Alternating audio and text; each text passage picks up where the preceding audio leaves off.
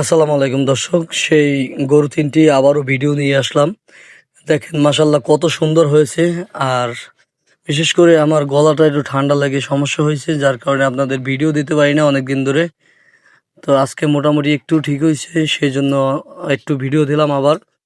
তো আমি কিন্তু সবারই সবসময় বলি যে নতুন গরু কিভাবে কিভাবে লালন পালন করবেন, এই কিন্তু সেই গরু তিনটি একেবারে সুন্দর করে আপনাদের দেখাইতেছি। দেখেন ষাঁড় গরু তিনটি কত সুন্দর হয়েছে মাশাল্লাহ। এগুলো কিন্তু ছোট সময় কত ছোট আসলো আর কি রকম কালার আসলো, আপনারা কিন্তু পুরনো ভিডিওগুলো অবশ্যই দেখছেন। তো ক্যামেরায় কত বড় বা কতটুক দেখা যায় বলতে পারি না, কিন্তু এমনি কিন্তু মাশাল্লাহ সরাসরি অনেক ভালো হয়েছে।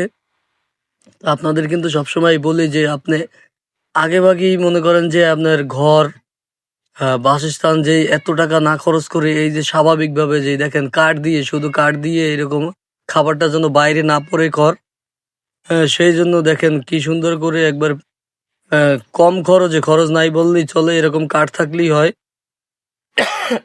আর গরুর যে ঘরটা আমি ভিডিও লাস্টে একবারে দেখাই দেবো যে কীরকম ঘরটা একবার স্বাভাবিকভাবে মাত্র অল্প কিছু টাকা দিয়ে এই বাছুর তিনটি দিয়ে শুরু করছে দেখেন। আর বাছুর তিনটির কি রুচি দেখেন, কত সুন্দর করে খাইতেছে শুধু খড়। মনে হয় যে অনেক গরুর রুচি থাকে না যে ভালো একবারে কাঁচা ঘাসও কিন্তু এত সুন্দর করে খায় না। দেখেন কত সুন্দর করে খড়গুলো খাইতেছে। আর এগুলোর কিছুক্ষণ আগে এই যে দুপুরের সময় একবারে গ্রামের যেই ন্যাচারাল যেই খাবার যেই সিস্টেমে দেয় এইভাবেই দেওয়া হয়েছে। ওরে শুধু দুপুরে দেখেন একটা চারির ভিতরে আপনার ধান ভাঙা, তারপরে গমের ভুসি আর অল্প পরিমাণ ফিড, এই তিনটা খাবার আর সরিষার খৈল আছে, চারটি খাবার চারির ভিতরে একবারে বেশি করে পানি আর ফ্যান মিলাইয়া তারপরে গুলে তারপরে এক তিনটারে কিন্তু দেওয়া হয়েছে। তো এভাবে প্রতি ডেলি সে একবার খাবার দেয় মাত্র। তো দেখেন একবার খাবার দিয়েছে। আমরা কিন্তু প্রত্যেকটা খামারি যারা আছি তারা কিন্তু দৈনিক দুবেলা খাবার দিই। আর সে কিন্তু একবেলা কম খরচে দেখেন কত সুন্দর করে গরু তিনটি মাশাল্লাহ অনেক উন্নত করেছে আগের চেয়ে।